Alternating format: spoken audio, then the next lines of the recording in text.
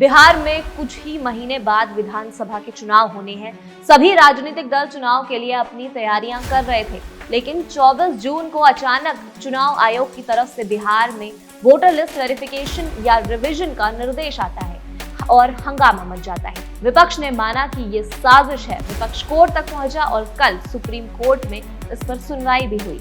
Supreme court ने वैसे तो अपने आदेश में साफ कर दिया है कि फिलहाल वोटर लिस्ट वेरिफिकेशन जारी है। इसे विपक्ष के लिए झटका माना जा सकता है, क्योंकि कोर्ट ने चुनाव आयोग को वोटर लिस्ट वेरिफिकेशन प्रक्रिया पर रोक लगाने से इनकार कर दिया है। लेकिन इसके साथ ही कोर्ट ने चुनाव आयोग से साफ कहा है कि वो आधार, राशन कार्ड और वोटर आईडी को मान्य दस्तावेज मानने पर विचार करे। कोर्ट ने ये भी पूछा है कि मतदाता सूची का ये इंटेंसिव रिवीजन ठीक चुनाव से पहले ही क्यों शुरू किया जा रहा है? कहीं ये प्रक्रिया चुनाव को प्रभावित तो नहीं करेगी?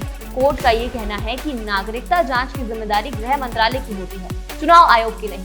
अब अगली सुनवाई 28 जुलाई को है और कोर्ट ने चुनाव आयोग से 3 सवालों पर जवाब मांगा है। पहला, ये रिवीजन कब और क्यों जरूरी है, इसकी प्रक्रिया क्या है और इसे अभी ही यानी चुनाव से ठीक पहले ही क्यों किया जा रहा है? कोर्ट ने 2 टूक कहा, प्रक्रिया से दिक्कत नहीं है, लेकिन समय को लेकर सवाल है। ये काम पहले होता तो बेहतर होता। चुनाव आयोग के मुताबिक आधार नागरिकता का प्रमाण नहीं होता, लेकिन कोर्ट ने पूछा फिर नागरिकता की जांच का जिम्मा आपने क्यों लिया?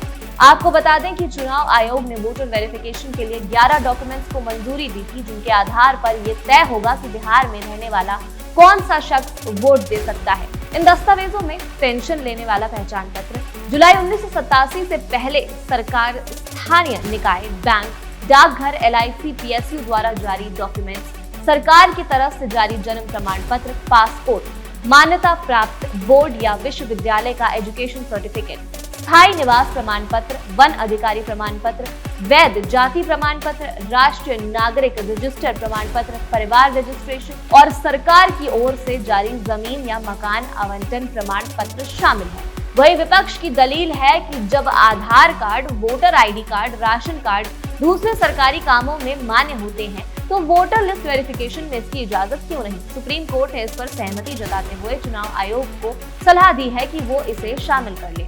अब अगली सुनवाई 28 जुलाई को है, लेकिन ये साफ है कि मामला बहुत रोचक हो गया है। विपक्ष इसे सुप्रीम कोर्ट के तुरंत किए जाने वाले आदेश को झटका नहीं मान रहा है। विपक्ष ये मान रहा है कि मामले की सुनवाई जारी है और 28 को उसके हक में फैसला जरूर आएगा। खैर, इस खबर पर आपकी क्या राय है, हमें कमेंट सेक्शन में जरूर बताएं और देखते रहें हमारा चैनल ABP लाइव।